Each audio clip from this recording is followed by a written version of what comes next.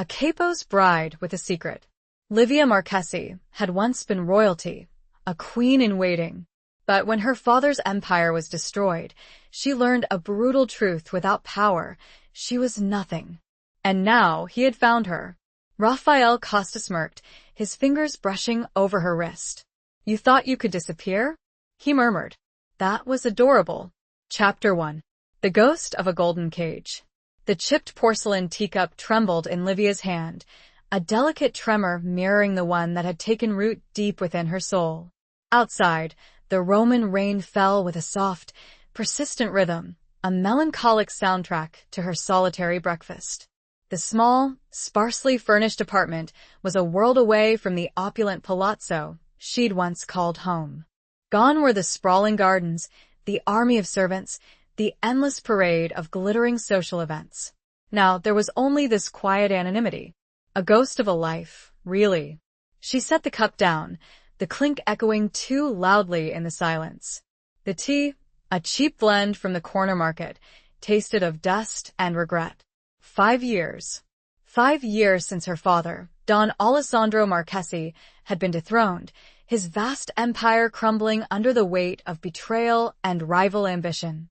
5 years since she'd fled, shedding her identity like a discarded gown, becoming simply Livia Rossi, a woman invisible to the world she'd once ruled. A faded photograph, tucked into the corner of a cracked mirror, caught her eye.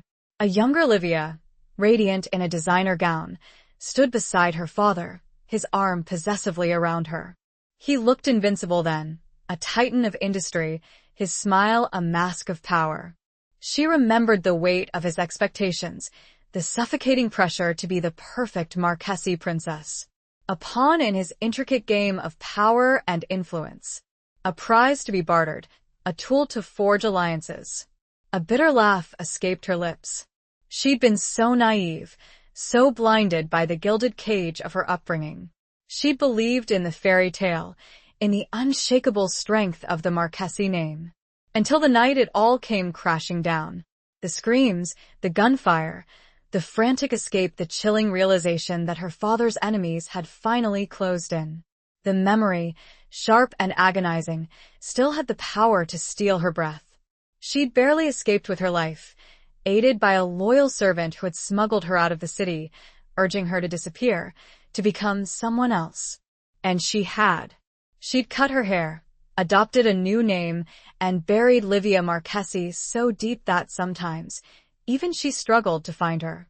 But the past, like the persistent Roman rain, had a way of seeping into the present. A sudden, insistent knocking at the door shattered the fragile peace. Livia froze, her heart hammering against her ribs. No one ever came here. She'd deliberately chosen this obscure neighborhood, this anonymous existence, to avoid any unwanted attention. She rose, her movements stiff with apprehension, and moved towards the door, her hand instinctively reaching for the small, rusty knife she kept hidden under a loose floorboard. It was a pathetically inadequate weapon, but it offered a sliver of comfort, a fragile shield against the unknown. Peering through the peephole, she saw a man standing in the dimly lit hallway. Tall, impeccably dressed in a dark suit that screamed expensive tailoring, his face partially obscured by the shadows. But even in the poor light, she recognized him. The predatory grace, the chillingly familiar set of his jaw. Rafael Costa. Her breath hitched. He'd found her. Rafael Costa was the son of Don Lorenzo Costa, her father's most formidable and ultimately victorious rival. He was the serpent in her father's garden, the architect of their downfall. And now, he stood on her doorstep, a ghost from her past, a harbinger of what? She backed away from the door, her mind racing. How had he found her? What did he want? Was this revenge? A final, cruel twist of the knife? The knocking came again, more forceful this time, accompanied by a voice that sent a shiver of dread and a flicker of something else, something she couldn't quite name, down her spine. "Livia," he said, his voice a low, resonant rumble that seemed to vibrate through the very walls. "I know you're in there. Open the door." It wasn't a request. It was a command. The voice of a man accustomed to being obeyed. The voice of a predator who had finally cornered his prey. She considered her options, which were, in truth, non-existent. She could try to run, but where would she go? He'd clearly tracked her down, overcoming whatever meager defenses she'd erected. She could fight, but that was laughable. He was a Costa, trained in the brutal realities of their world. She was a ghost. Taking a deep breath, steeling herself for whatever was to come, Livia slowly unlatched the chain and opened the door. He stood there, even more imposing than she remembered. His dark eyes, sharp and intelligent, scanned her face, taking in every detail. The cheap apartment, the worn clothes, the haunted look in her eyes. A faint smirk played on his lips, a cruel, knowing expression that made her skin crawl. "You thought you could disappear?" he murmured, his voice a silken whisper that belied the steel beneath. His fingers, long and elegant, brushed over her wrist, sending a jolt of electricity through her. He hadn't touched her with force, but the possessiveness of the gesture was unmistakable. That was adorable. The air crackled with an unspoken tension, a dangerous dance of predator and prey. She wanted to flinch away from his touch, to scream at him, to demand to know why he was here. But all that emerged was a whisper, barely audible above the drumming rain. What do you want?" His smirk widened, and he stepped closer, invading her personal space, forcing her to tilt her head back to meet his gaze. The scent of his cologne, something dark and subtly spicy, filled her senses, a disorienting contrast to the stale air of her apartment. "Want?" He tilted his head, his eyes gleaming with a mixture of amusement and something far more dangerous. "I've come to collect what's mine, Principessa." The way he drawled the last word. That title she had tried to leave behind. It was laced with derision, and yet. He leaned closer, his breath warm against her ear. A whisper this time, for her, and her alone. "And you, Livia Marchesi, whether you like it or not, are mine." The words sent a shiver of fear mixed with a faint, unsettling stirring of something she hadn't felt in a long time. A spark. Chapter 2. Echoes of a Shattered Empire. Livia stood frozen, his words echoing in the small space, a chilling pronouncement that shattered the fragile peace she had so carefully constructed. "Mine." The possessiveness in his tone was a brand, staking a claim she hadn't realized he felt entitled to make. Her mind, still reeling from the shock of his presence, struggled to process the implications. "I belong to no one," she retorted, her voice stronger than she expected, fueled by a surge of defiance that surprised even herself. She lifted her chin, meeting his gaze with a flicker of the old Marchesi fire, the spirit she thought had been extinguished years ago. Raphael chuckled, a low, throaty sound that sent a shiver down her spine. He didn't step back, maintaining his close proximity, the subtle pressure of his presence a constant reminder of his power. "Don't you now? Your father's debts, Principessa, are not so easily erased. And you, my dear, are the last remaining asset." "Debts." The word hung in the air, heavy with unspoken meaning. She knew, of course, that her father's empire had been built on a foundation of complex alliances and precarious deals. She'd been sheltered from the details, but the whispers, the hushed conversations, the occasional glimpse of strained faces had hinted at the darker undercurrents of their opulent life. "My father is dead," she said, the words flat, devoid of emotion. It was a statement of fact, not a plea for sympathy. She'd mourned him, in her own way, in the quiet solitude of her exile. But she wouldn't use his memory as a shield. Raphael's eyes narrowed, a flicker of something unreadable passing across his face. "Dead, yes. But his obligations remain. And the Costa family always collects." He reached out, his fingers tracing the line of her jaw, a slow, deliberate gesture that made her skin prickle. It was a possessive touch, a reminder of his control, but there was also a strange tenderness. No, she was imagining things. He was a Costa, her enemy. Tenderness was not in their vocabulary. "What obligations?" she asked, forcing herself to hold his gaze, refusing to show any sign of weakness. I have nothing. You see how I live. She gestured around the small, drab apartment, a stark contrast to the life he'd known, the life she'd once shared. He smiled, a slow, predatory curve of his lips. You have yourself, Livia. Your name. Your connections. He paused, letting the implication hang in the air. Even in exile, the Marchese name still carries weight. In certain circles. She understood then. He wasn't here for money. He was here for something far more valuable. He wanted to use her, to exploit the remnants of her family's influence, to further his own ambitions.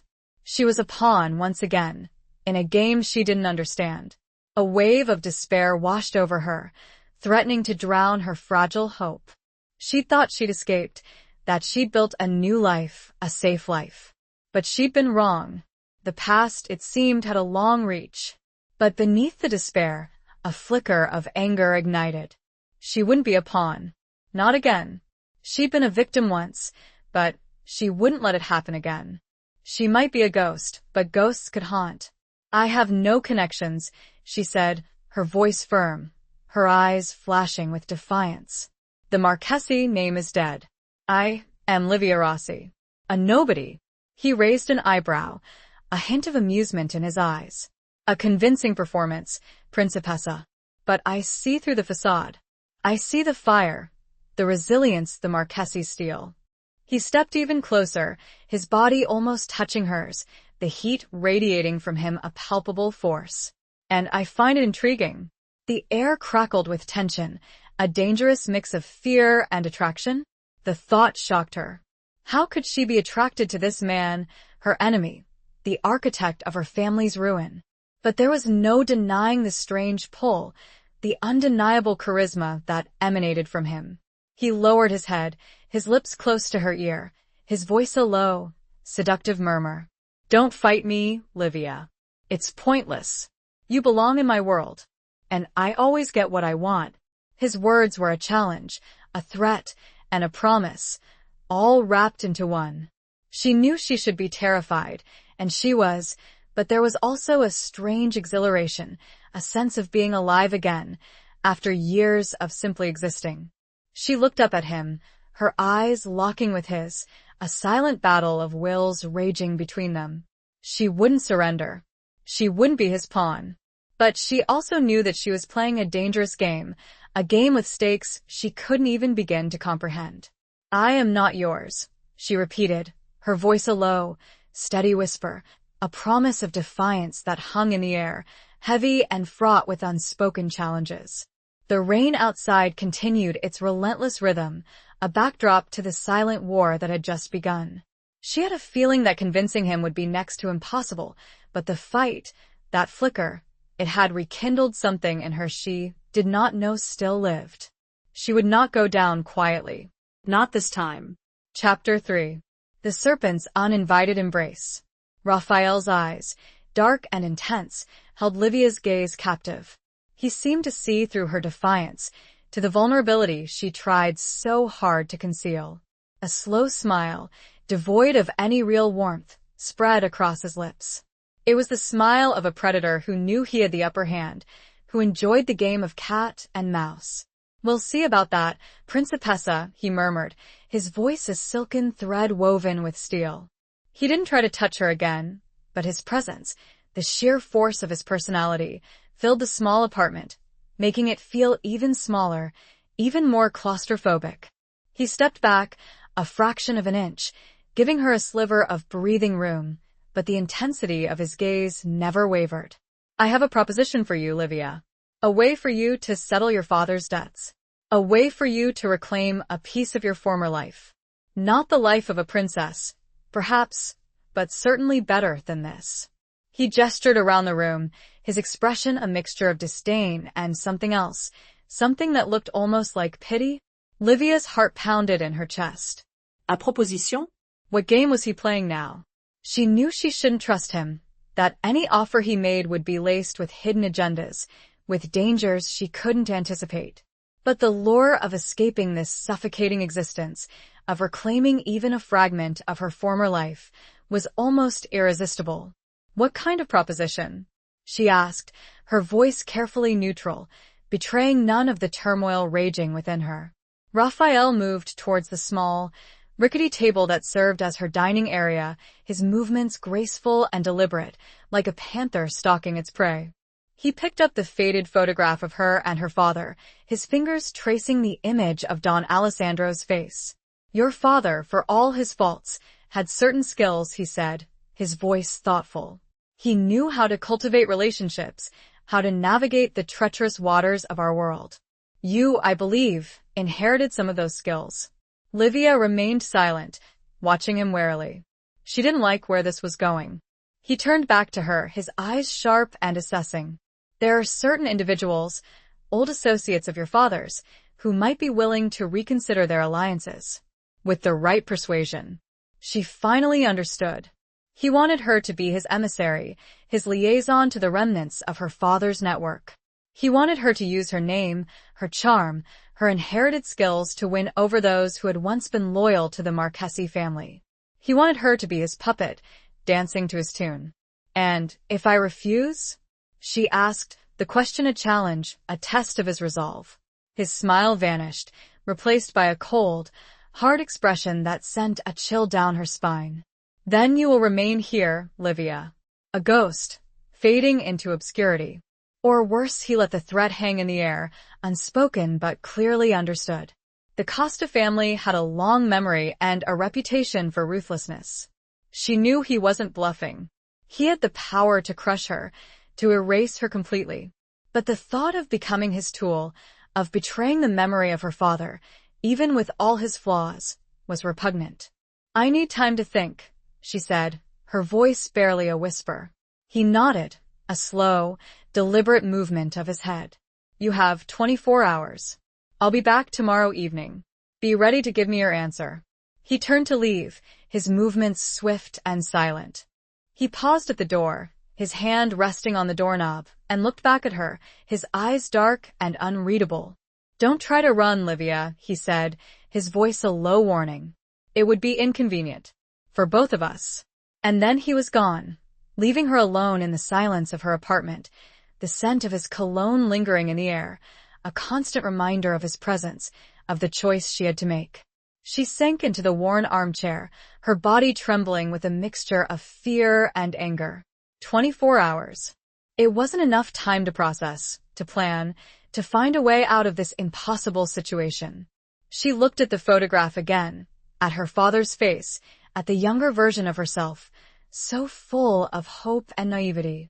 She'd lost everything once. Was she about to lose what little she had left? But as she sat there, in the gathering gloom, a spark of defiance ignited within her. She might be a fallen princess, a ghost of her former self, but she wasn't broken. She still had her wits, her courage, and a fierce determination to survive. She would use the next 24 hours to find a way, not just to survive, but to turn the tables on Rafael Costa. She would play his game, but she would play it on her own terms.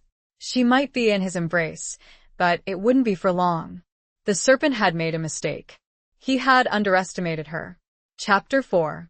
Shadows cast on cobblestone streets. The Roman night had swallowed the city whole, the ancient cobblestone streets slick with rain, reflecting the scattered, hazy glow of streetlights. Livia walked, her worn boots echoing on the wet pavement, the rhythmic sound a counterpoint to the frantic beat of her heart. She'd left the apartment, needing air, needing to escape the suffocating feeling of being trapped, of being watched. She knew Raphael's warning about running was not idle. He likely had eyes on her, shadows lurking in the darkness, reporting her every move. But she needed to think, to plan, and she couldn't do that within the four walls of her apartment, knowing he could return at any moment. She wandered aimlessly through the familiar streets of Trastevere, the once vibrant neighborhood now shrouded in a melancholic quiet.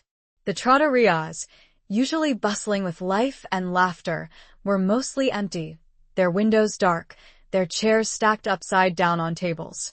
The scent of oregano and garlic, usually so pervasive, was faint, overpowered by the damp, earthy smell of the rain. She found herself drawn to the Tiber River, its dark waters flowing swiftly, carrying secrets and shadows towards the sea. She stood on the Ponte Sisto, leaning against the cold stone railing, watching the river flow, its relentless movement a metaphor for her own life, for the relentless passage of time. 24 hours.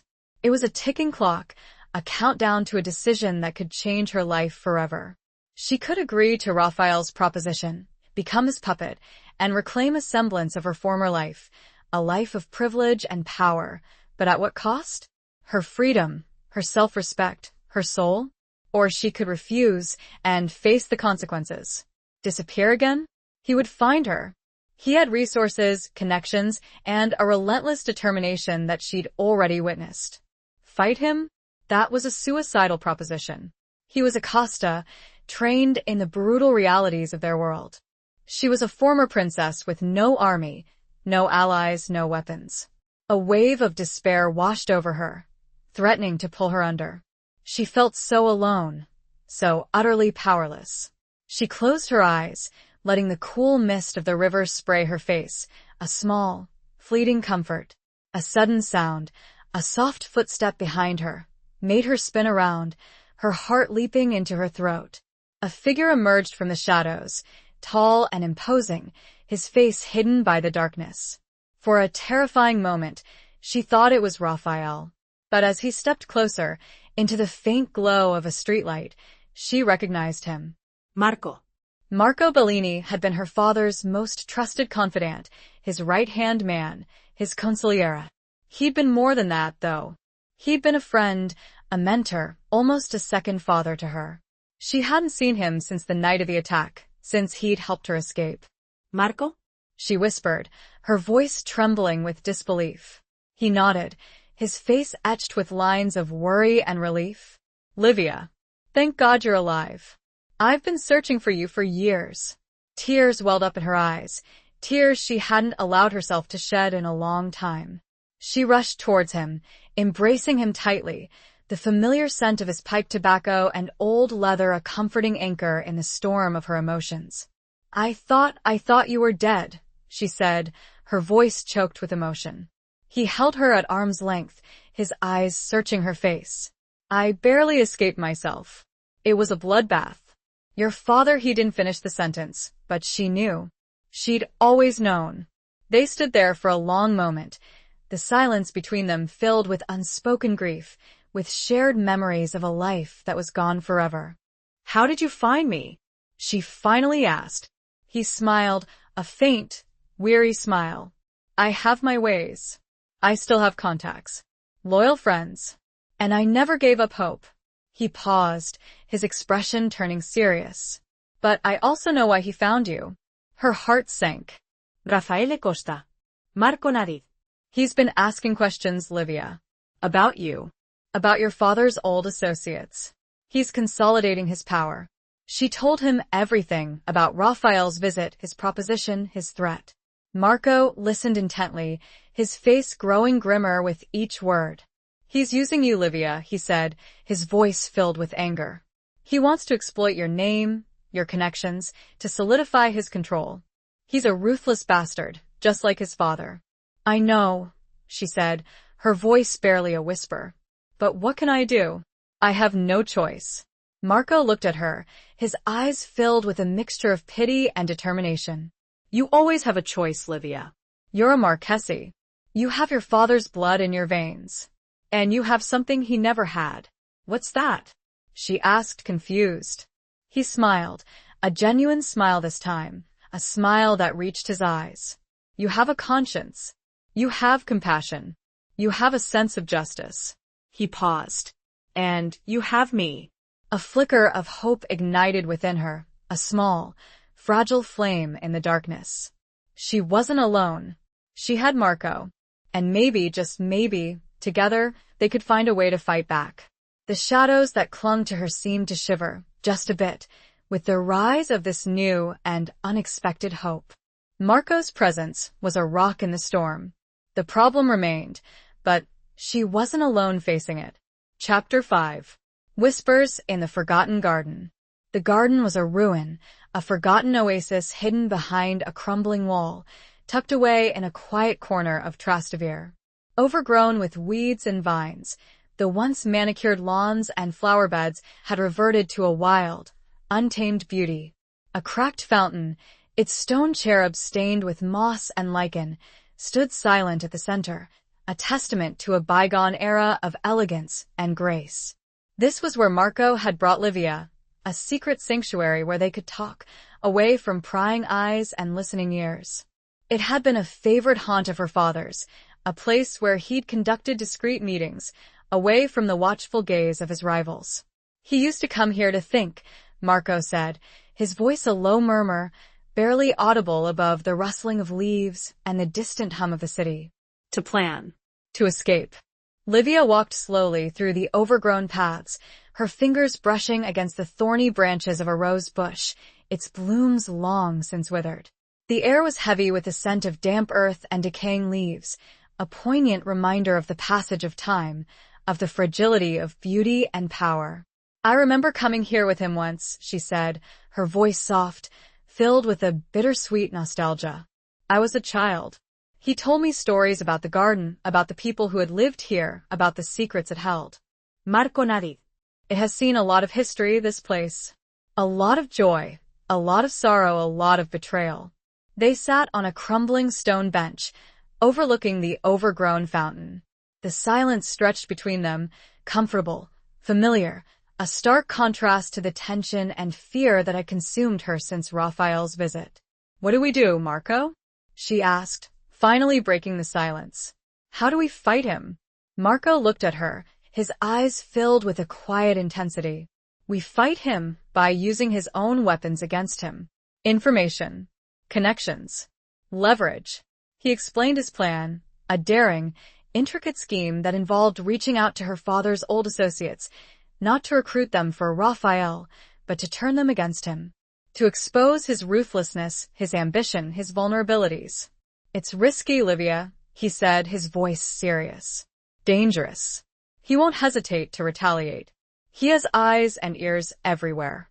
She knew he was right, but the thought of passively accepting Raphael's control, of becoming his puppet, was even more terrifying. She'd rather fight and lose than surrender without a fight. I'm not afraid, she said, her voice firm, her eyes flashing with a newfound determination. I've lost everything once. I have nothing left to fear. Marco smiled, affant, approving smile. That's the Marchese spirit I remember. But we need to be careful. We need to be smart. We need to be invisible. He outlined the details of his plan, explaining how they would contact each of her father's former allies, how they would present their case, how they would gather evidence of Raphael's misdeeds. It was a complex, intricate web of deception and intrigue, a game of shadows and whispers.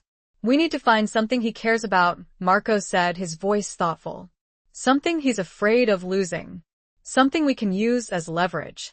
Livia thought for a moment, racking her brain for any weakness, any vulnerability, any chink in Raphael's seemingly impenetrable armor.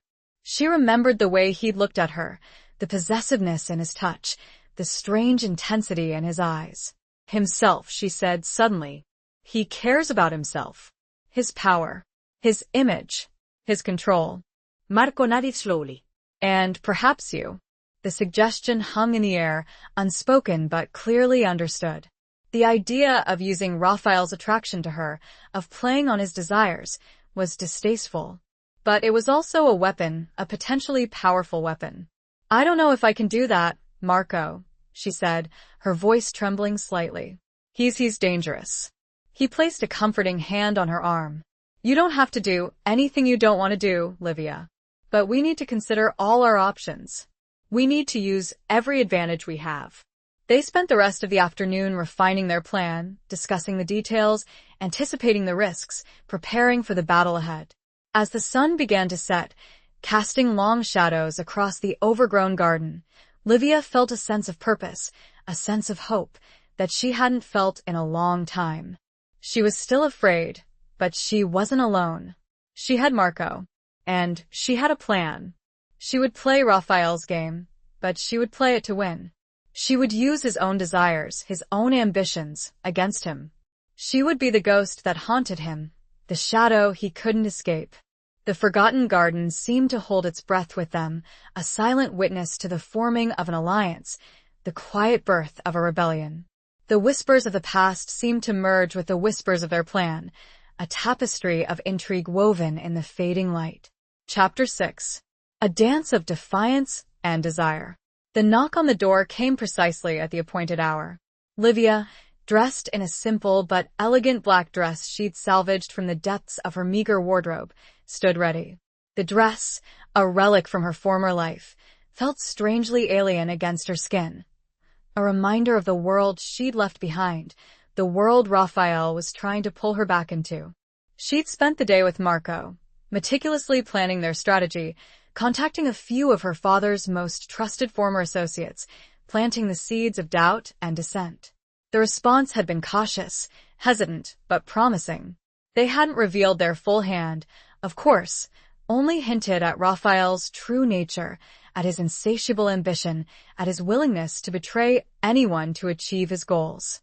She'd also spent the day steeling herself for this encounter, rehearsing her lines, practicing her expressions, preparing for the dangerous dance she was about to embark on.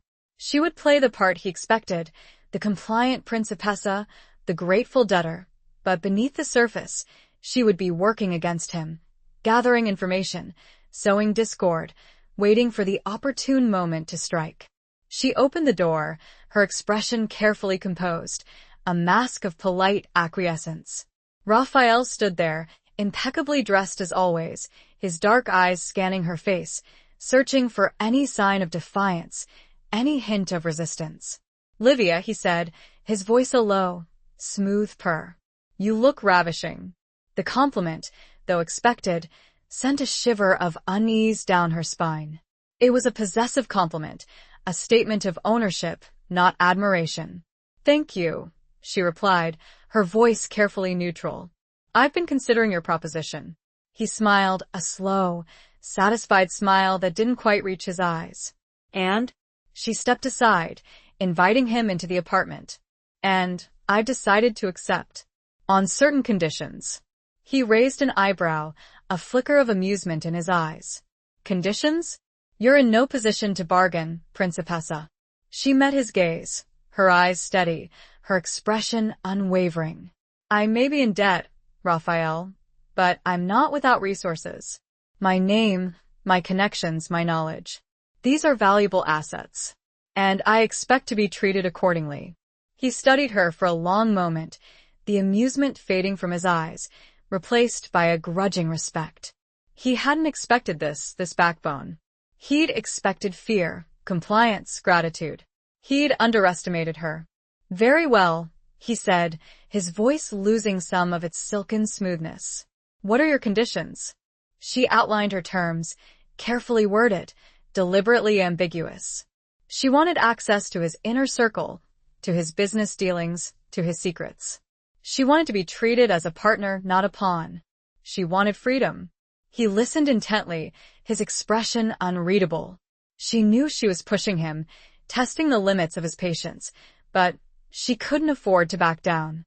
She needed to establish her position, to show him that she wasn't a broken woman, that she was a force to be reckoned with. "These are demanding conditions, Livia," he said finally. "They are necessary conditions," she replied. "If I'm to be of any use to you, I need to be trusted. I need to be informed. I need to be respected." He paused, his eyes locked with hers, a silent battle of wills raging between them. The air crackled with tension, a dangerous mix of defiance and desire. She saw it then, the flicker of something raw, something untamed, in his eyes. He wanted her, not just as a tool, but as a woman. And that, she realized, was her greatest weapon. He finally nodded, a slow, deliberate movement of his head. "Agreed. But don't think for a moment that this changes anything, Livia. You're still mine, and I expect absolute loyalty."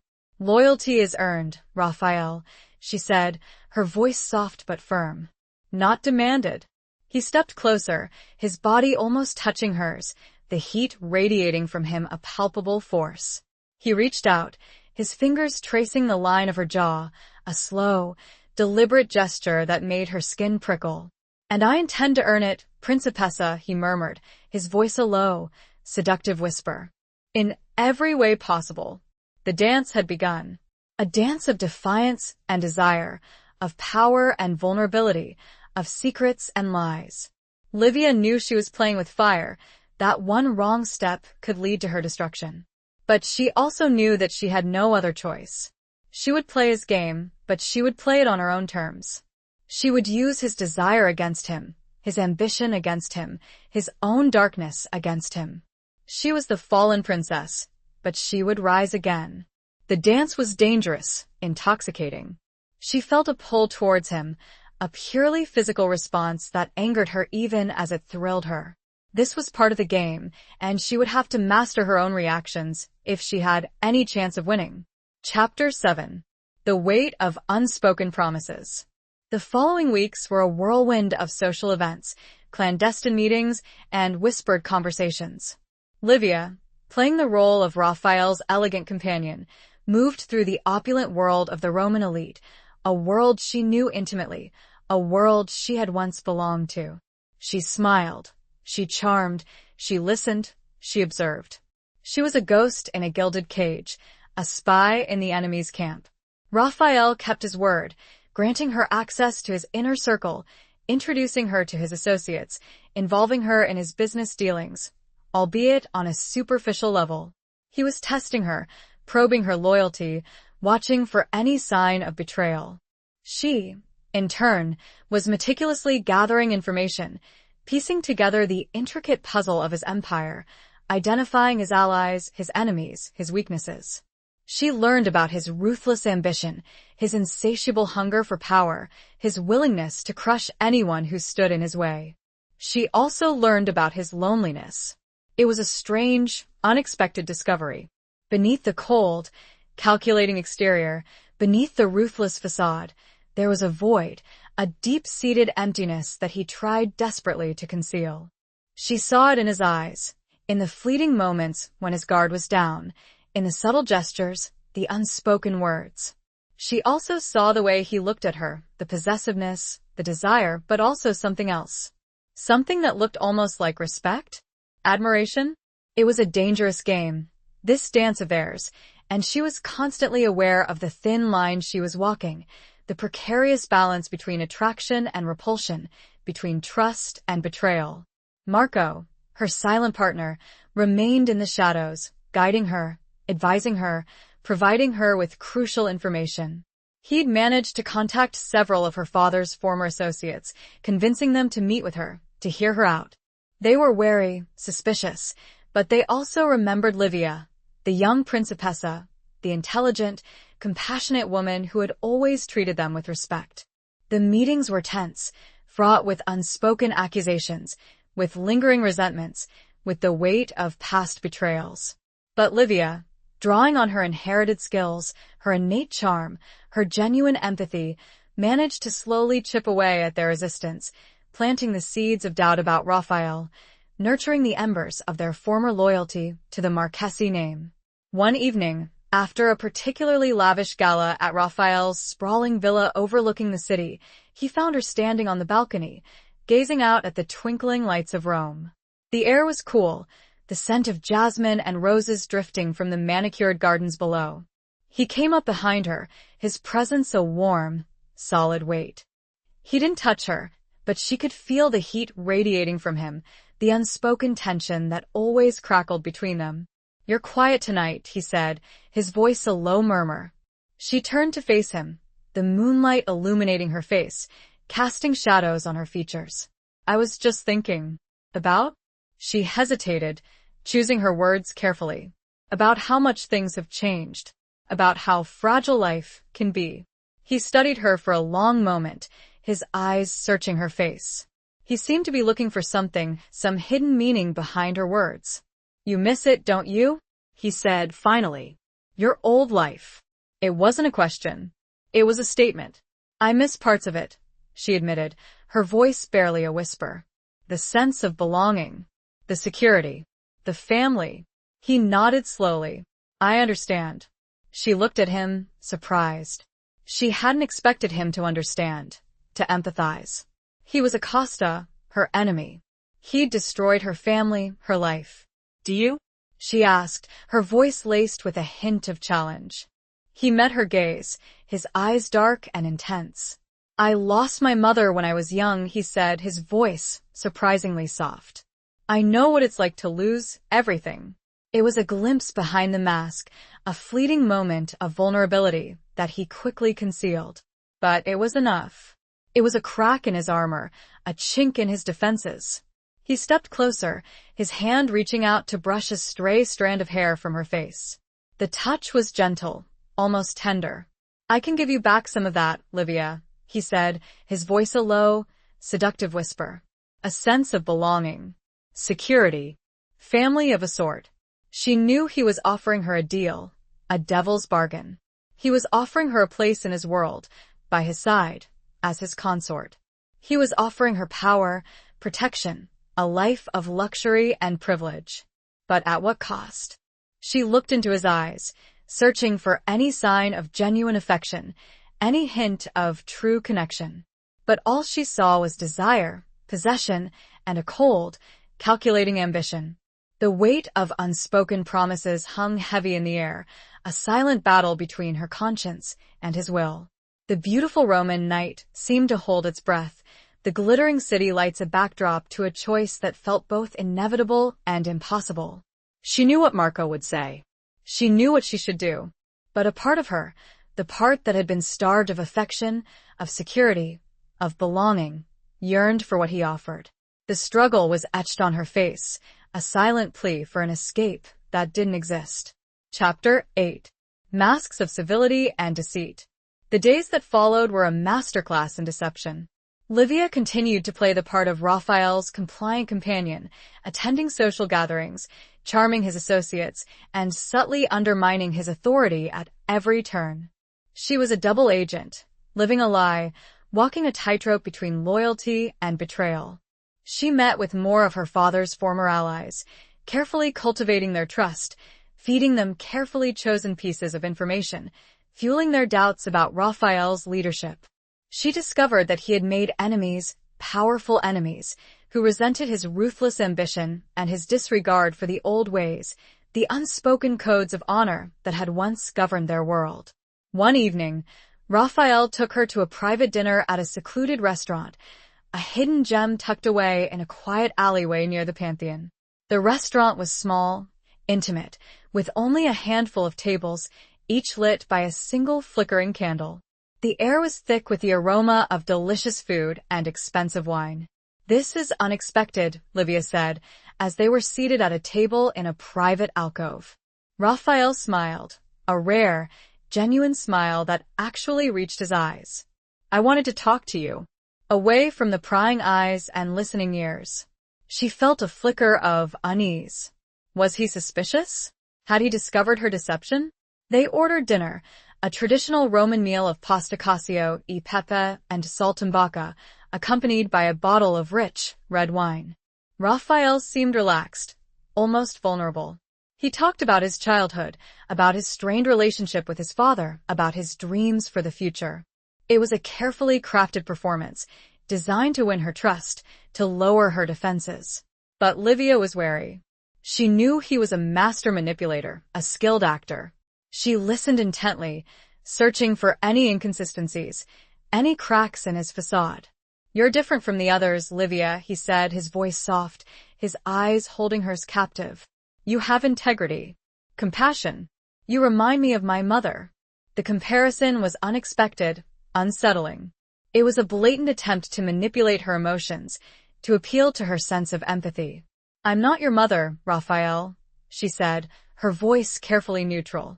He reached across the table, his hand covering hers.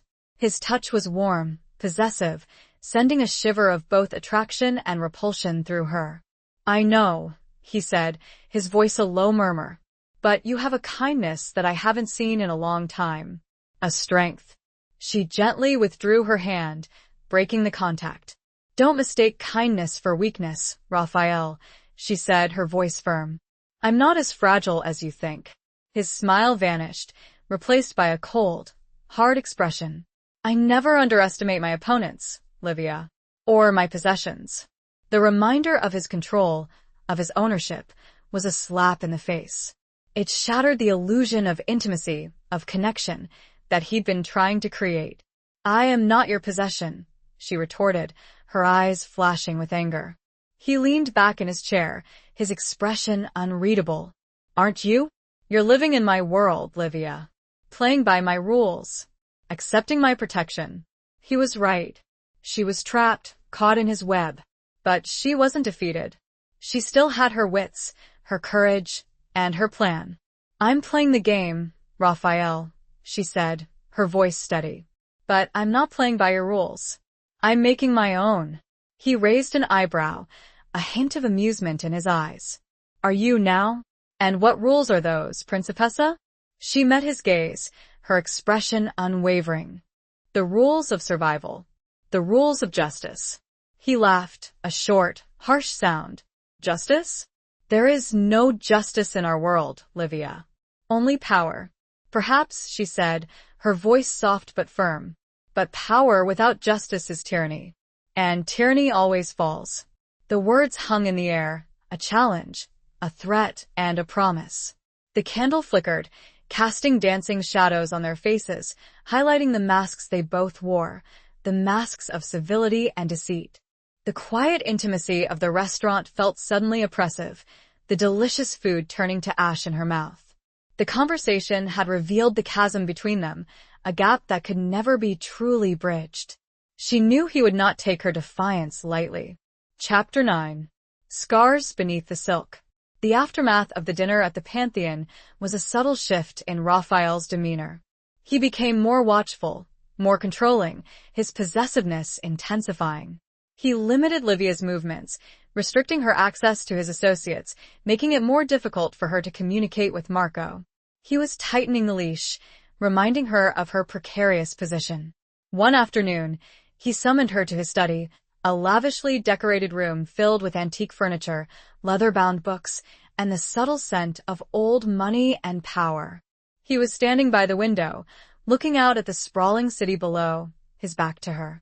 Livia, he said, his voice cold, devoid of any warmth. I've been disappointed. Her heart sank. He knew. Somehow, he'd discovered her deception. She forced herself to remain calm, to maintain her composure. Disappointed? In what way?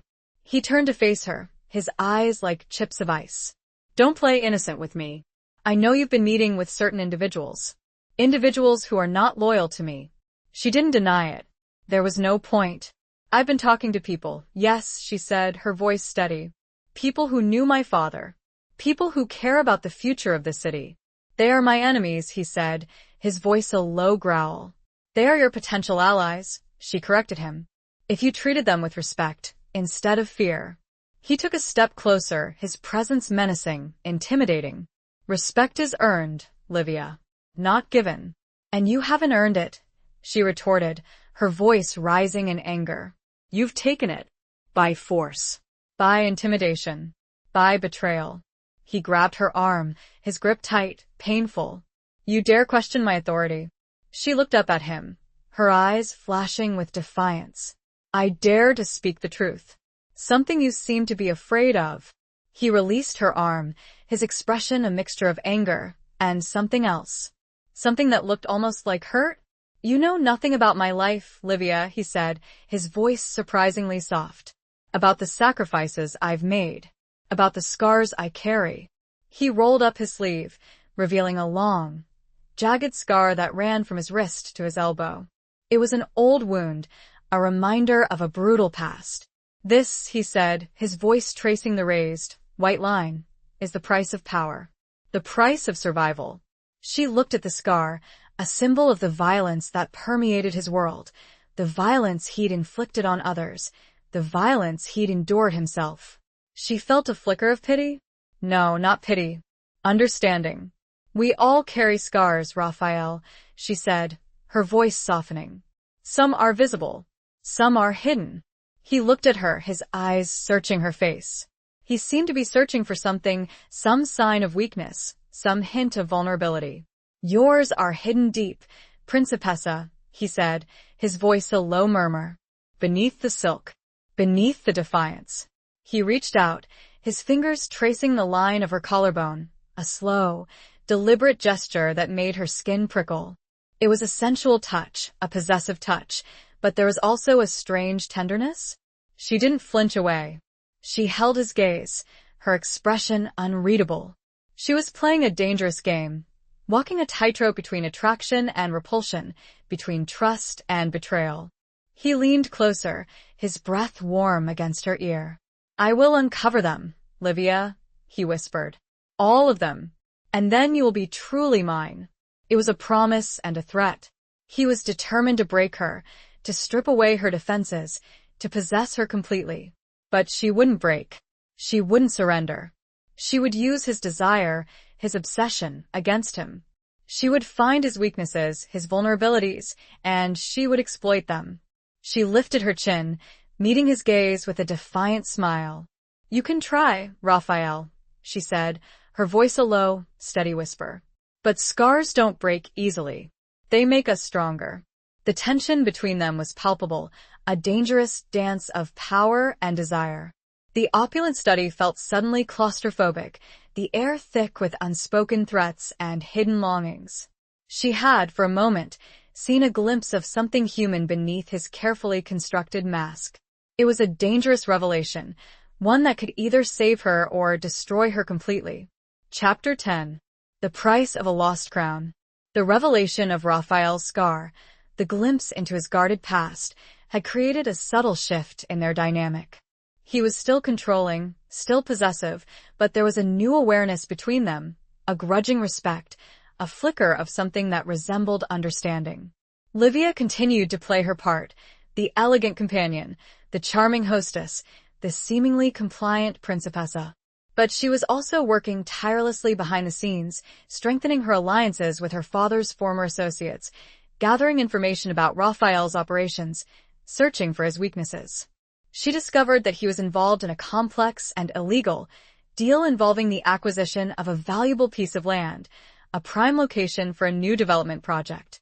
He was using his influence, his connections, and his brute force to pressure the current owners, a group of elderly nuns, to sell.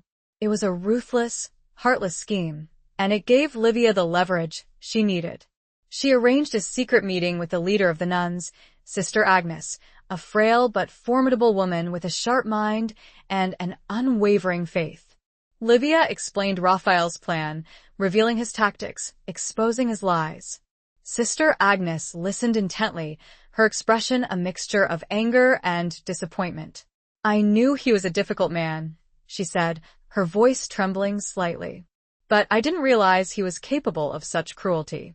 Livia offered her help, promising to use her influence, her connections, to protect the nuns and their property. It was a risky move, a direct challenge to Raphael's authority, but she was past caring. She was tired of playing his game, tired of being his pawn.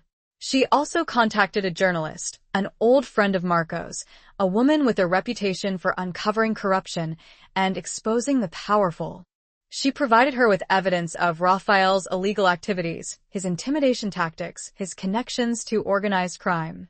It was a dangerous gamble, a potential death sentence. But Livia was determined to bring him down, to expose his darkness, to avenge her father. One evening, Raphael invited her to a private dinner at his villa. He was in a celebratory mood, boasting about his impending acquisition of the nuns' property, gloating about his victory. "They're signing the papers tomorrow," he said, his voice filled with smug satisfaction. Another triumph for the Costa family. Livia forced herself to smile, to feign admiration. "Congratulations," she said, her voice carefully neutral. He raised his glass in a toast. "To us," he said, his eyes locking with hers. "To our partnership." She clinked her glass against his, the sound echoing in the opulent dining room. The partnership was a sham, a facade, and they both knew it. As they ate, Livia subtly steered the conversation towards his past, towards his relationship with his father, towards the scar. "You never told me how you got it," she said, her voice soft, inquisitive. He hesitated, his expression clouding over. He clearly didn't want to talk about it. It was a long time ago, he said, his voice evasive. But it still bothers you, doesn't it? She persisted. It's a reminder of something. He looked at her, his eyes filled with a mixture of anger and pain. It's a reminder of my father's disappointment, he said, his voice barely a whisper. Of my failure.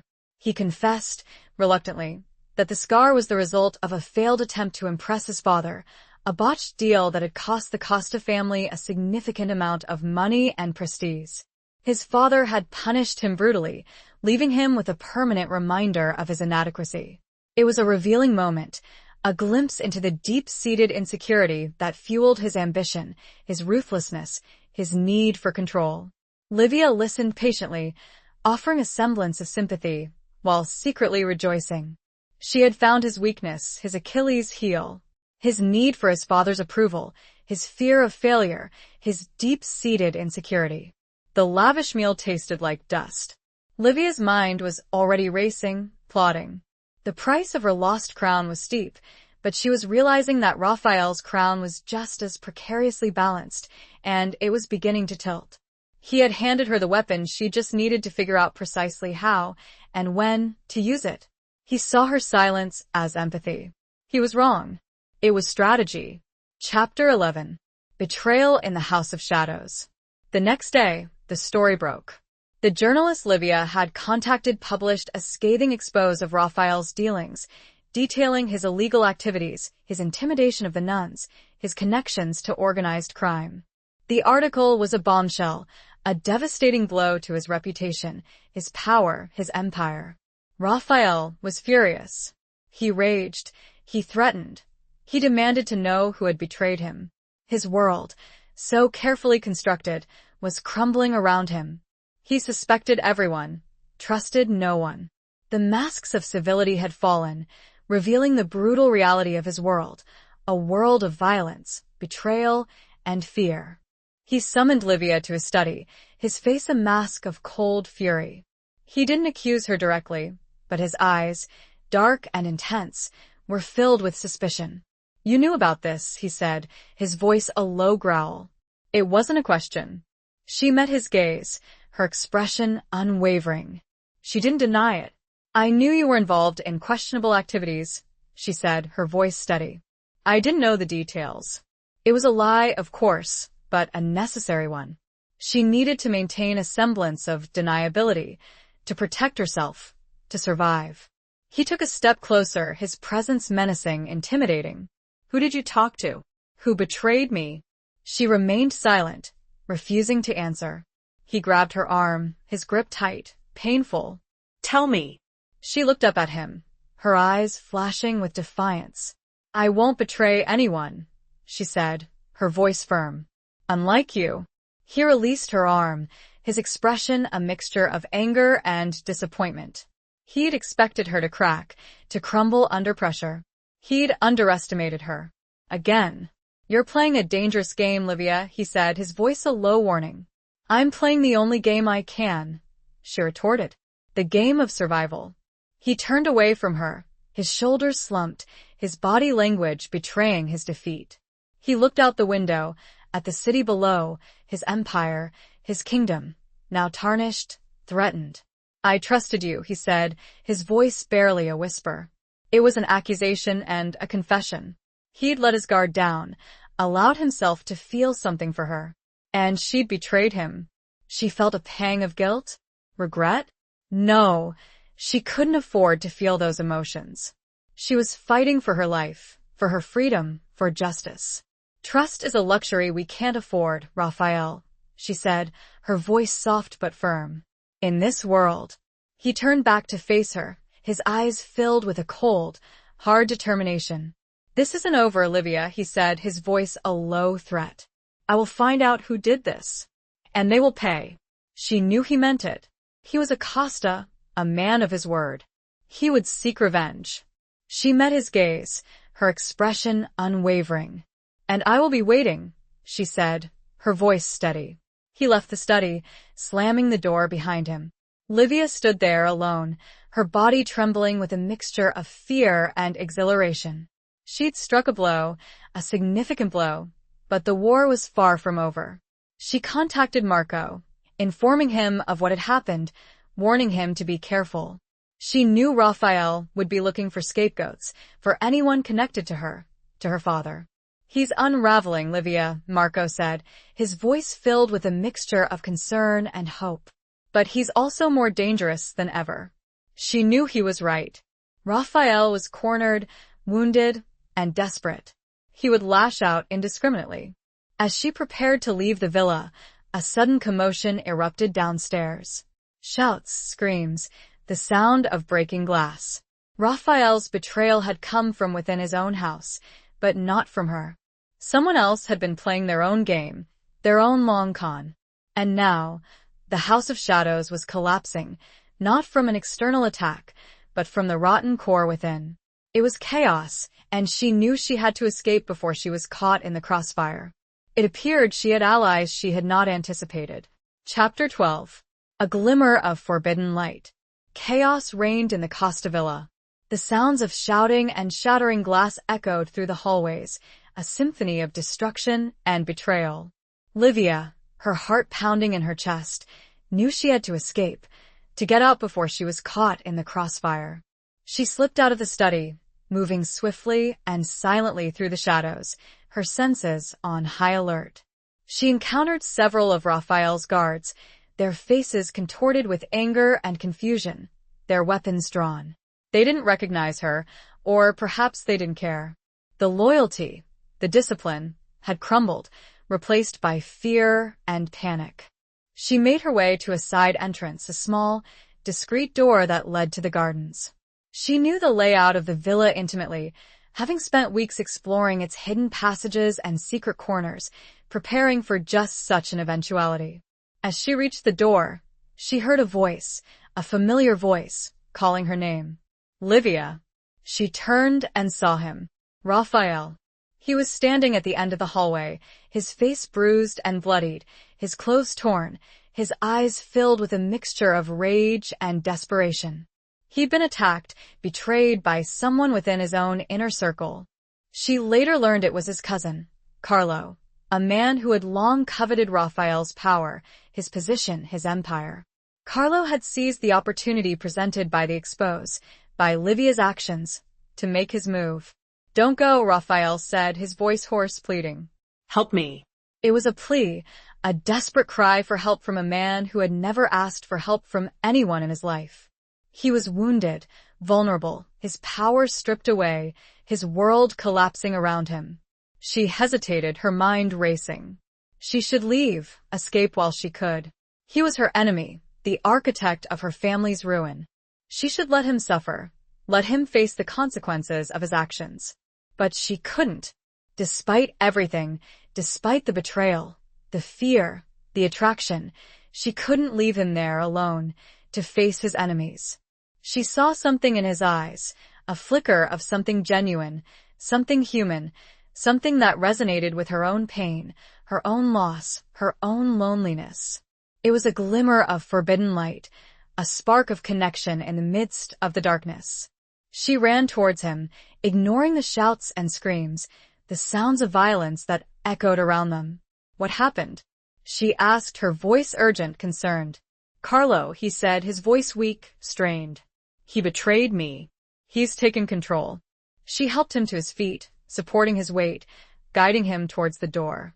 He was injured, bleeding, but he still had a strength, a resilience, that surprised her. "We need to get out of here," she said, her voice firm. Now. They slipped out into the gardens, the cool night air a welcome relief from the chaos and violence within the villa. The gardens were dark, silent, a stark contrast to the turmoil they'd just escaped. They made their way through the shadows, hiding behind trees and bushes, avoiding the guards who were patrolling the grounds, searching for Raphael, for anyone who remained loyal to him. Livia knew a secret passage, a hidden tunnel that led from the gardens to a small, deserted street outside the villa walls. It was a risky escape route, but it was their only chance. As they reached the entrance to the tunnel, Raphael stumbled, his leg giving way beneath him. He fell to the ground, his face contorted with pain. I can't go on, he said, his voice barely a whisper. She knelt beside him, examining his leg. It was badly injured, possibly broken. You have to, she said, her voice urgent. They'll find us if we stay here. He looked at her, his eyes filled with a mixture of pain and gratitude. He'd expected her to leave him, to abandon him to his fate. But she hadn't. Why? He asked, his voice hoarse. Why are you helping me? She met his gaze, her expression unwavering. Because despite everything, I don't want you to die. It wasn't the whole truth, not even close, but it was a truth he could understand. She helped him to his feet, supporting his weight, guiding him into the tunnel. The passage was dark, narrow, claustrophobic. The air was damp, musty, filled with the scent of earth and decay. They moved slowly, painfully, through the darkness, their bodies pressed close together, their breaths mingling in the confined space. The glimmer of light, that spark of connection, seemed to grow stronger, fueled by shared danger, by shared vulnerability, by shared hope. She knew this was madness. She knew she was risking everything, but she couldn't turn back. Not now. Chapter 13. The storm within and without. The tunnel seemed endless, a dark, suffocating labyrinth that mirrored the turmoil within Livia's own heart. Each step was agony for Raphael, his pain a palpable presence, a constant reminder of the danger they were in. She supported him, her arm around his waist, her body pressed close to his, a silent promise of protection, of solidarity. The air was thick with the scent of damp earth and fear, a primal, instinctive fear that gnawed at her insides. She could hear the sounds of pursuit, the shouts of Raphael's, now Carlo's men, echoing faintly through the tunnel walls. They were closing in. We're almost there, she whispered, her voice a reassuring murmur, more for her own benefit than his. She had to be strong for both of them. She couldn't afford to falter, to succumb to the fear. Raphael didn't speak, his energy focused on simply moving, on putting one foot in front of the other. He leaned heavily on her, his body trembling with exhaustion and pain, his breath coming in ragged gasps. She felt a strange, unexpected surge of tenderness towards him. It was a dangerous emotion, a forbidden emotion, but she couldn't deny it. She saw his vulnerability, his pain, his humanity. He wasn't just Acosta, her enemy, the architect of her family's ruin. He was a man, wounded, broken, and alone. Finally, they reached the end of the tunnel, a small, hidden opening that led to a deserted alleyway, a narrow, forgotten passage between two crumbling buildings. The night air was cool and crisp, a welcome relief from the stifling atmosphere of the tunnel. They emerged into the alleyway, blinking in the sudden darkness, their eyes adjusting to the faint glow of the streetlights. They were safe for now, but they were far from out of danger. Livia helped Raphael to sit down, leaning him against the cold, damp wall of the building. He was pale, his face streaked with sweat and blood, his breathing shallow and labored. "We need to get you to a doctor," she said, her voice urgent, concerned. He shook his head, his eyes filled with a fierce determination. No. "They'll be looking for me at the hospitals, the clinics. Carlo, he has eyes everywhere." She knew he was right. Carlo would be ruthless, relentless in his pursuit. He wouldn't hesitate to kill Raphael, to eliminate any threat to his newly acquired power. "Then where do we go?" she asked, her voice laced with desperation. He looked at her, his eyes searching her face. "There's one place," he said, his voice barely a whisper. "A safe house. My grandfather's old villa. It's abandoned. No one knows about it." He gave her the address, a location on the outskirts of Rome, in the quiet, rolling hills of the countryside. It was a long shot, a desperate gamble, but it was their only option. They found a taxi, a battered old vehicle driven by a weary, indifferent man who didn't ask any questions. Livia gave him the address, praying that he wouldn't betray them, that he wouldn't recognize Raphael. The ride was long and tense, the silence broken only by Raphael's labored breathing and the occasional rumble of thunder. A storm was brewing, the sky dark and ominous, mirroring the storm within Livia's heart. She looked at Raphael, his head resting against her shoulder, his eyes closed, his face pale and drawn. She felt a surge of protectiveness towards him, a fierce determination to keep him safe. It was a strange, unexpected turn of events. She'd gone from being his prisoner, his pawn, to being his protector, his savior. She betrayed him, yes, but she'd also saved his life. The complexities of their relationship, the tangled web of attraction, repulsion, trust, and betrayal, were overwhelming. She didn't know what the future held, what would happen when they reached the safe house, when the storm finally broke. But she knew one thing. She wouldn't abandon him. The taxi finally arrived at the villa, a sprawling, dilapidated structure hidden behind a thick grove of cypress trees. The storm broke as they stepped out of the car, the rain pouring down in sheets, washing away the blood and grime, cleansing the air. The storm within, however, continued to rage, a tempest of conflicting emotions that threatened to consume her. She helped Raphael out of the car, supporting his weight as they made their way towards the villa, the rain plastering their clothes to their skin, the thunder echoing around them like a warning, or perhaps an omen. Chapter 14. Letters from a Lost Past. The abandoned villa was a relic of a bygone era, a grand, decaying structure filled with dust-covered furniture, cobweb-draped chandeliers, and the lingering scent of old money and faded memories. It was a ghost of a house, haunted by the echoes of laughter, whispers, and secrets. Livia managed to find a key hidden under a loose stone, unlocking the heavy, creaking front door. The interior was dark and cold, the air thick with dust and the musty smell of decay. She found some candles and a lighter in a drawer, casting a flickering, eerie light that danced across the walls, illuminating the faded grandeur of the villa. She helped Raphael to a sofa in the drawing room, a large, ornate room with a fireplace, a grand piano, and floor-to-ceiling windows that overlooked the overgrown gardens. He was weak, his leg throbbing with pain, his body exhausted from the ordeal.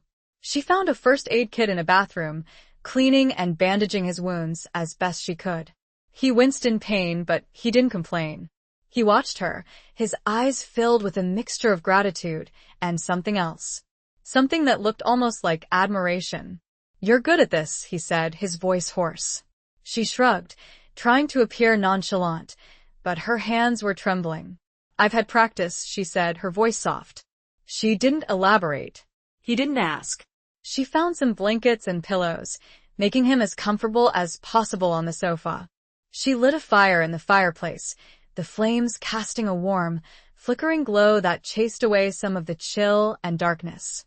They were safe for now, hidden away in this forgotten corner of the world. But the storm outside continued to rage, mirroring the turmoil within their hearts. Livia explored the villa, searching for supplies, for food, for anything that might be useful. She found a pantry stocked with canned goods, a cellar filled with dusty bottles of wine, and a library filled with leather-bound books. In the library, she discovered a hidden compartment behind a bookshelf, a secret space containing a collection of old letters, documents, and photographs. It was a treasure trove of information, a glimpse into the past, into the lives of Raphael's ancestors. She began to read the letters, curious, intrigued. They were written by Raphael's grandfather, Don Lorenzo Costa, to his wife, Isabella. They were love letters, filled with passion, devotion, and secrets. She learned about Lorenzo's struggles, his ambitions, his ruthlessness. He was a man of his time, a product of his environment, a man who had built his empire on a foundation of power, violence, and betrayal. But she also learned about his love for Isabella, his deep, unwavering affection for his wife, his vulnerability. He confessed his fears, his doubts, his regrets. It was a revelation, a glimpse into the human side of a man who had been portrayed as a monster, a villain. It was a reminder that everyone, even the most ruthless, the most powerful, had a story, a past, a heart. She found a letter addressed to Raphael, written by his grandfather shortly before his death. It was a confession, an apology, and a warning. Lorenzo confessed that he had made mistakes, that he had sacrificed too much for power, that he had lost his soul. He apologized to Raphael for his harshness, his cruelty, his failure as a father figure. He warned him about the dangers of ambition, the emptiness of power, the price of betrayal. He urged Raphael to be different, to be better, to choose love over hate, compassion over cruelty, justice over revenge. Livia read the letter with a growing sense of sadness. It was a powerful, poignant message, a testament to the enduring power of love, of forgiveness, of redemption. She realized that Raphael had never seen this letter, that it had been hidden away, forgotten, lost in the ruins of the past. She knew she had to show it to him, that it might change him, that it might help him to heal. She carefully placed the letter on the small table beside the sofa where Raphael lay, the candlelight flickering across the aged paper, a silent beacon in the surrounding darkness. She would wait. The storm was still raging, but inside the villa, a different kind of tempest was brewing, one stirred by words from a lost past, words that held the potential for both destruction and healing. Chapter 15. The Falcon and the Fallen Sparrow. Raphael awoke to the crackling of the fire and the soft glow of candlelight. He felt disoriented, his body aching, his mind still reeling from the events of the previous night. He saw Livia sitting in an armchair nearby, reading a book, her face illuminated by the flickering light. He watched her for a moment, studying her profile, the gentle curve of her cheek, the delicate arch of her eyebrow, the quiet strength in her posture. She looked peaceful, serene, a stark contrast to the chaos and violence they'd escaped. "How long have I been asleep?" he asked, his voice hoarse. She looked up, startled, her eyes meeting his. "A few hours," she said, her voice soft. "How are you feeling?" "Like I've been run over by a truck," he said, a faint smile playing on his lips. She returned the smile, a genuine smile that reached her eyes. "You were lucky," she said. "It could have been much worse." He looked around the room, taking in the faded grandeur of the villa, the dust-covered furniture, the cobweb-draped chandeliers. "This place," he said, his voice trailing off. "I haven't been here since I was a child." "It's your grandfather's old villa," she said. "You told me about it." He nodded slowly, his eyes filled with a mixture of nostalgia and regret. "He used to bring me here," he said, "to escape. For my father." He saw the letter on the table beside him, the aged paper, the familiar handwriting. He picked it up, his fingers trembling slightly. "What's this?" he asked. "It's a letter," she said. "From your grandfather. To you." He looked at her, surprised. "To me? How?" "I found it," she said. "In the library. In a hidden compartment." He hesitated, his eyes scanning the letter, his expression unreadable. He seemed afraid. Afraid of what he might find, of what secrets it might reveal. "Read it," she said, her voice gentle, encouraging. He took a deep breath and began to read. As he read, his expression changed, shifting from apprehension to disbelief to sorrow. Tears welled up in his eyes, tears he hadn't allowed himself to shed in a long time. The letter, as Livia had discovered, was a confession, an apology, and a warning. It was a plea for forgiveness, for redemption, for change. When he finished reading, he sat there, silent, his body trembling, his face buried in his hands. The letter had shattered his carefully constructed facade, his mask of cold indifference, revealing the wounded, vulnerable man beneath. Livia watched him, her heart aching for him. She felt a surge of compassion, of empathy, of love. It was a dangerous emotion, a forbidden emotion, but she couldn't deny it. She'd seen his darkness, his ruthlessness, his cruelty. But she'd also seen his vulnerability, his pain, his humanity. She knelt beside him, placing a gentle hand on his arm. "Raphael," she said, her voice soft. He looked up at her, his eyes red-rimmed, his face streaked with tears. He understood, he said, his voice choked with emotion. "He knew what I was becoming. He loved you," she said. "He wanted you to be different." He shook his head, his eyes filled with despair.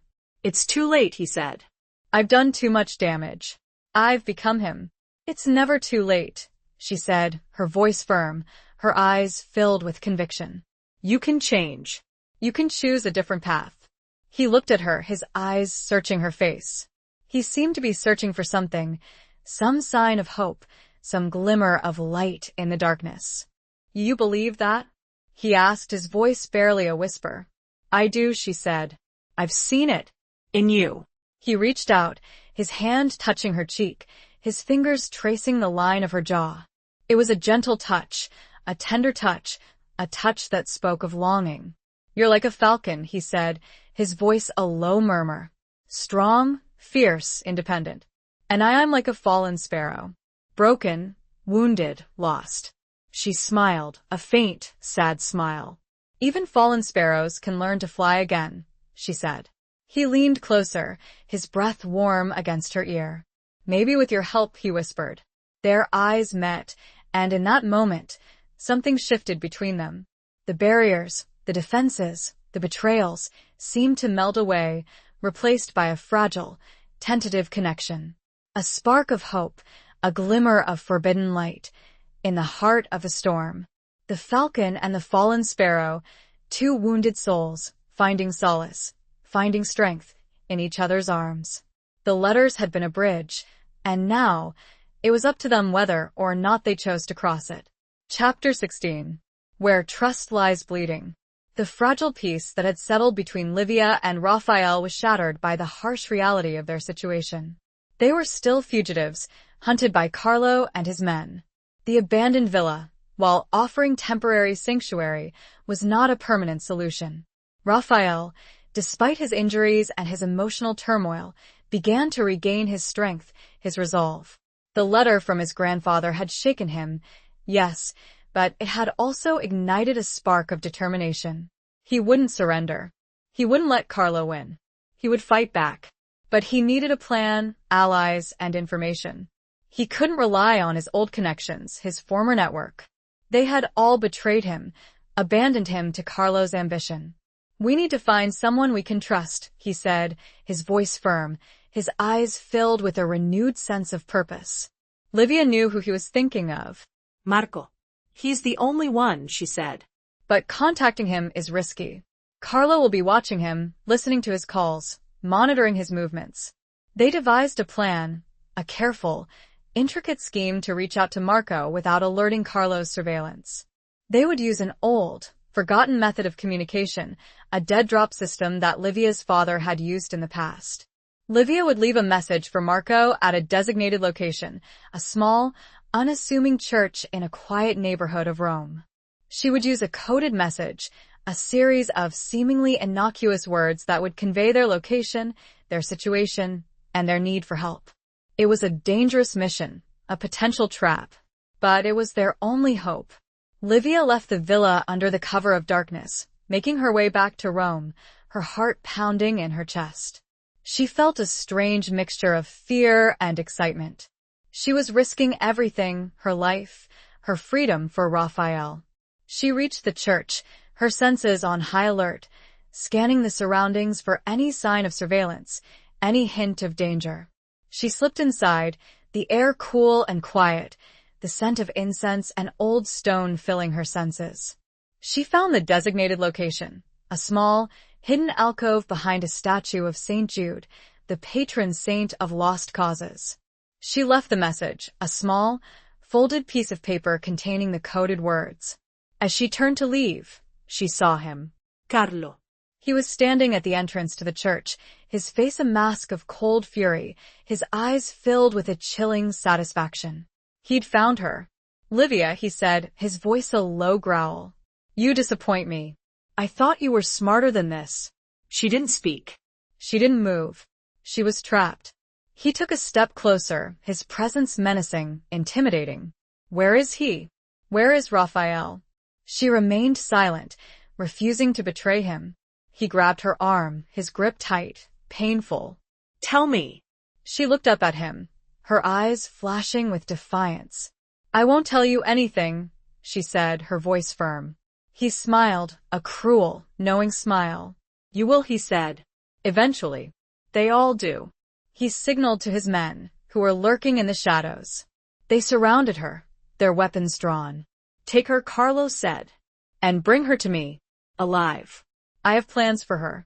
Livia was dragged out of the church, her body resisting, her mind racing. She'd failed. She'd been captured. And Raphael, he was alone, vulnerable, waiting for her. She felt a surge of despair, of hopelessness. She'd tried to fight, to resist, but she'd lost. She was a pawn, once again, in a game she couldn't win. But even in the depths of her despair, a flicker of defiance remained. She wouldn't break. She wouldn't surrender. She would protect Raphael, even if it cost her everything. Trust, that fragile, precious thing, lay bleeding on the cold stone floor of the church. She had trusted in her plan, in her ability to outwit Carlo. She had trusted, perhaps foolishly, in the glimmer of hope she had seen in Raphael. And now she was paying the price. The church, a place of sanctuary, had become a cage. Chapter 17. A Reckoning Under the Midnight Sky. Livia was taken to a warehouse on the outskirts of Rome, a dark, desolate place filled with the scent of rust, oil, and fear. She was thrown into a small, windowless room, her hands bound, her body bruised and aching. She was alone, trapped, waiting for Carlo to make his move. She thought of Raphael, alone at the abandoned villa, waiting for her, unaware of her capture.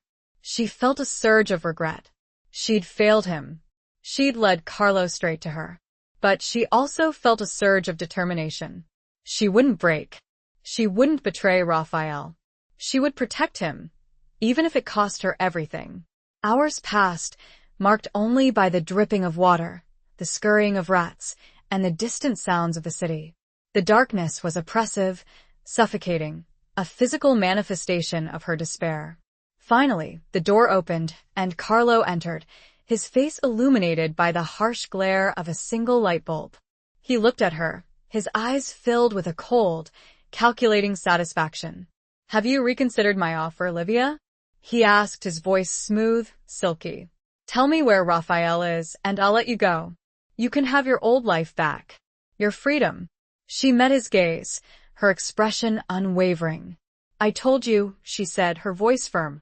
"I won't betray him." He smiled, a cruel, knowing smile. "Everyone has a breaking point, Livia. Even you. We just need to find yours." He signaled to his men, who were standing behind him. They stepped forward, their faces impassive, their eyes devoid of any emotion. "We have methods," Carlo said, "of extracting information, of persuading reluctant subjects." Livia knew what he meant. Torture. Pain. Humiliation. She felt a surge of fear, a primal, instinctive fear that gnawed at her insides. But she also felt a surge of defiance. She wouldn't give in. She wouldn't break. "Do your worst," she said, her voice steady, her eyes flashing with contempt. Carlo laughed, a short, harsh sound. "You're brave, Livia. I'll give you that. But bravery is no match for pain." He nodded to his men, and they advanced toward her. Livia closed her eyes, bracing herself for the inevitable. She focused on Raphael, on his face, on his voice, on the glimmer of hope she'd seen in his eyes. It was a fragile shield, a small comfort, but it was all she had. Suddenly, a loud crash echoed from outside the room, followed by shouts, screams, and the sound of gunfire. The warehouse, the seemingly impenetrable fortress, was under attack. Carlo's men hesitated, their eyes darting towards the door, their expressions a mixture of confusion and fear. Carlo turned, his face contorted with rage. "What's going on?" he demanded. Before anyone could answer, the door burst open, and figures stormed into the room, their weapons blazing. It was Marco and a small band of men loyal to him, loyal to the memory of Don Alessandro Marchesi. They had found her. The room erupted in chaos, a whirlwind of violence, gunfire, and screams. Livia, still bound, watched in disbelief as Marco and his men fought Carlo's guards, their movement swift, efficient, deadly.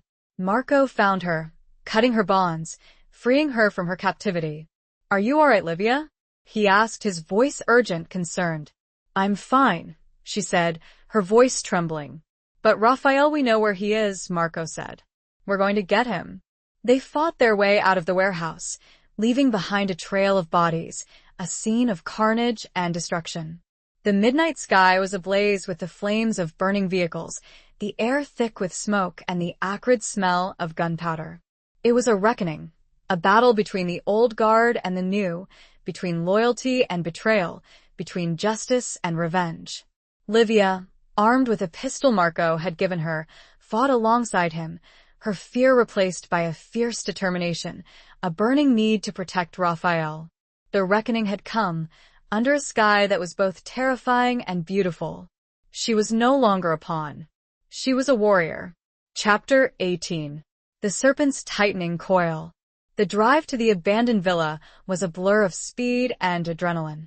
Livia, sitting beside Marco in the lead car, gripped the pistol in her hand, her senses on high alert.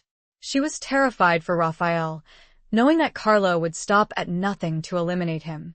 They arrived at the villa, the scene eerily quiet, the silence broken only by the chirping of crickets and the distant rumble of thunder. The storm had passed, leaving behind a cool, crisp air and a sky full of stars. They approached the villa cautiously, Marco and his men spreading out, their weapons drawn. Livia stayed close to Marco, her heart pounding in her chest. They found Raphael in the drawing room, sitting by the fireplace, his leg bandaged, a pistol resting on the table beside him. He looked up as they entered, his eyes filled with a mixture of relief and surprise. Livia, he said, his voice hoarse. You're alive. She rushed towards him, kneeling beside him, her hands reaching out to touch his face, to reassure herself that he was real, that he was safe. I'm here, she said, her voice trembling. We're here. Marco explained the situation, the attack on the warehouse, Carlo's betrayal, their desperate race to reach the villa. Raphael listened intently, his expression grim, his eyes filled with a cold, hard determination. Carlo, he said, his voice a low growl. He underestimated me. He underestimated us. He looked at Livia, his eyes filled with a mixture of gratitude and something else. Something that looked almost like love. You saved me, he said, his voice soft. Again. She shook her head. Marco saved us both, she said. He found me. He brought his men. Raphael nodded, his gaze shifting to Marco. I owe you my life, he said. Marco returned the nod. We are even. I owed Livia and her father. They knew they couldn't stay at the villa. Carlo would be searching for them, and he would eventually find them. They needed a new plan, a new strategy. We need to disappear, Livia said. To get out of Rome, out of Italy. Somewhere Carlo can't reach us. Raphael agreed. I have contacts. In South America. Places where the Costa name still means something, but Carlo's doesn't. They made plans to leave, to escape under the cover of darkness, to start a new life, far away from the violence and betrayal of their past. But before they could leave, before they could put their plan into action, they heard the sound of cars approaching, the screech of tires, the shouts of men. Carlo had found them. He tracked them down, using his connections, his resources, his ruthlessness. He'd come to finish what he'd started, to eliminate Raphael, to crush any remaining resistance. Raphael grabbed his pistol, his eyes filled with a fierce determination. This ends tonight, he said, his voice cold, hard. They prepared for battle, knowing that this would be their final confrontation, their last stand. They were outnumbered, outgunned, but they were not defeated. They had each other, and they had something to fight for. Livia stood beside Raphael, her pistol gripped tightly in her hand, her heart pounding in her chest. She was terrified, yes, but she was also ready. She would fight alongside him, to the death if necessary. The serpent's coil was tightening, squeezing the life out of their old world, but in its deadly embrace, a new alliance had been forged, a bond of trust and loyalty, tempered by fire and fueled by a shared desire for survival. The villa, once a symbol of a faded past, was about to become a battleground, a place where destinies would be decided, where the serpent would either triumph or be slain. Chapter 19. The Queen's Gambit for Freedom. The night exploded in a cacophony of gunfire and shouting. Carlo's men stormed the villa, their weapons blazing, their faces contorted with rage and bloodlust.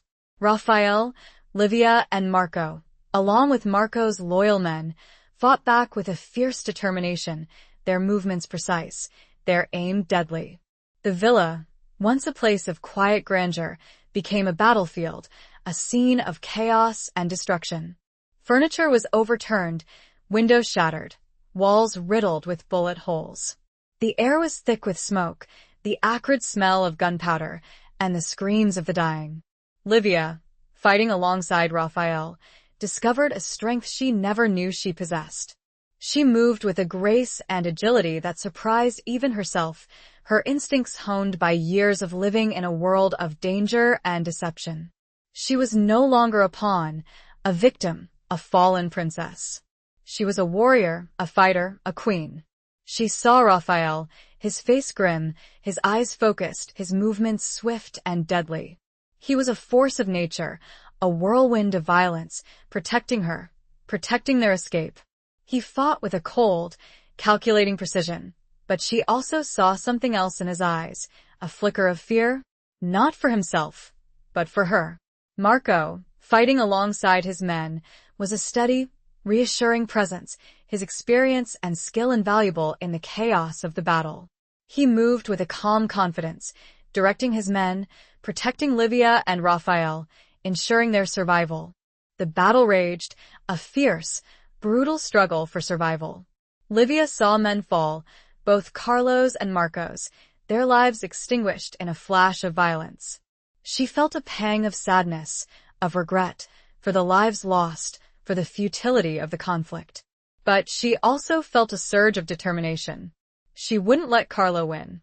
She wouldn't let him destroy everything she'd fought for. She would fight for her freedom, for Raphael's life, for their future. She saw Carlo, across the room, his face a mask of cold fury, his eyes filled with hatred. He was directing his men, urging them on, his voice a low growl. She realized then that this was her chance, her opportunity to end this, to stop the violence, to secure their freedom. She had to take him down. It was a risky move, a dangerous gamble, but she knew she had to do it. She couldn't let him escape, to regroup, to continue his reign of terror. She took a deep breath, steeling her nerves, focusing her mind. She moved quickly, silently, through the shadows, avoiding the gunfire, the chaos, the death. She approached Carlo from behind, her pistol raised, her finger on the trigger. He was so focused on the battle, on directing his men, that he didn't see her, didn't hear her, until it was too late. "Carlo," she said, her voice cold, hard, her tone unwavering. He turned, surprised, his eyes widening in disbelief. He saw her, the pistol aimed at his heart, his expression a mixture of shock and fear. "Livia," he said, his voice hoarse. You wouldn't." She met his gaze, her expression unwavering. "You forced my hand," she said. "This ends now." Her finger tightened on the trigger. The shot echoed through the room, silencing the gunfire, the shouts, the screams. Carlo stumbled backward, his body hitting the ground with a sickening thud. The battle was over. The remaining men, Carlo's men, surrendered, their weapons clattering to the floor. They'd lost their leader, their purpose, their will to fight. Livia stood there, her body trembling, her hand still gripping the pistol, her eyes fixed on Carlo's lifeless body. She'd done it. She'd killed him. She'd ended the violence. She'd secured their freedom. Raphael approached her, his face pale, his eyes filled with a mixture of relief and awe. He took the pistol from her hand, his fingers gently closing over hers. "It's over," he said, his voice soft. She nodded, tears welling up in her eyes, tears of relief, of sadness, of exhaustion. Marco and his men secured the villa, tending to the wounded, ensuring that the remaining men were disarmed and restrained. The Queen's gambit had worked. She had played the most dangerous game of her life, and she had won. But the victory felt hollow, tainted by the violence, the bloodshed, the loss. Chapter 20. The final confrontation of hearts and loyalties. The aftermath of the battle was a somber, quiet affair. The bodies were removed, the villa secured, the wounded tended to. The air, once thick with smoke and gunpowder, was now filled with the scent of antiseptic and the hushed whispers of survivors. Livia and Raphael stood on the balcony, overlooking the overgrown gardens, the first rays of dawn painting the sky with hues of pink and gold. They were exhausted, emotionally drained, but they were alive. And they were free. What happens now? Livia asked, her voice soft, breaking the silence. Raphael turned to her, his eyes filled with a mixture of gratitude and uncertainty. We leave, he said. We disappear. We start a new life. Somewhere far away from here. She nodded, knowing that he was right. They couldn't stay in Italy, not after what had happened. They would always be hunted, always be looking over their shoulders. Where will we go? She asked. He smiled, a faint, weary smile. I told you. South America. I have contacts, friends, places where we can be safe. She looked at him, her eyes searching his face. She saw the exhaustion, the pain, the regret. But she also saw something else, something new, something hopeful. Will you come with me? He asked, his voice hesitant, his eyes filled with a vulnerability she'd never seen before. It was a question, a plea, and an invitation. He was offering her a new life, a new beginning, a chance to escape the ghosts of their past. She thought of her old life, the gilded cage of her upbringing, the suffocating pressure of her family's expectations, the betrayal that had shattered her world. She thought of Raphael, the serpent, the enemy, the architect of her family's ruin. But she also thought of the man she'd come to know, the wounded, vulnerable man beneath the mask of power, the man who had shown her kindness, compassion, and love. She thought of Marco, her loyal friend, her protector, her ally. She knew he would understand, that he would support her decision, whatever it might be. She took a deep breath, her heart filled with a mixture of fear and excitement. She'd made her choice. Yes, she said, her voice firm, her eyes filled with conviction. I'll go with you. He reached out, his hand touching her cheek, his fingers tracing the line of her jaw. It was a gentle touch, a tender touch, a touch that spoke of love. Thank you, he said, his voice a low murmur. For everything. He leaned in and kissed her, a slow, tender kiss that sealed their pact, their promise, their future. It was a kiss of forgiveness, of redemption, of new beginnings. They spent the next few hours making preparations, gathering their meager belongings, arranging for transportation, contacting Raphael's contacts in South America. Marco, ever loyal, ever resourceful, helped them with the arrangements, ensuring their safe passage, their escape. As they prepared to leave, Livia went back to the library, to the hidden compartment behind the bookshelf.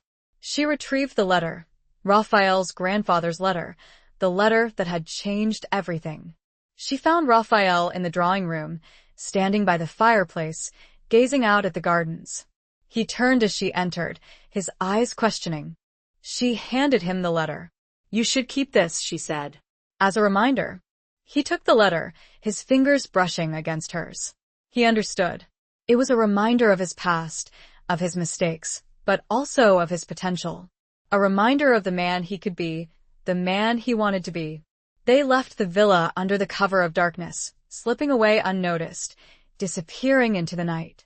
They left behind the ghosts of their past, the violence, the betrayal, the pain. They were embarking on a new journey, a new adventure, a new life. The final confrontation had been fought, not just with guns and violence, but with hearts and loyalties. Livia had chosen her side, her future, and her love. The fallen princess and the reformed serpent, leaving behind the ruins of their old world, venturing forth into the unknown, together. The queen had made her final move, and she had won, not just the game, but a chance at a new beginning. Epilogue. 5 years later. The small, unassuming cafe overlooked a bustling plaza in a vibrant South American city, a world away from the cold, dark shadows of Rome.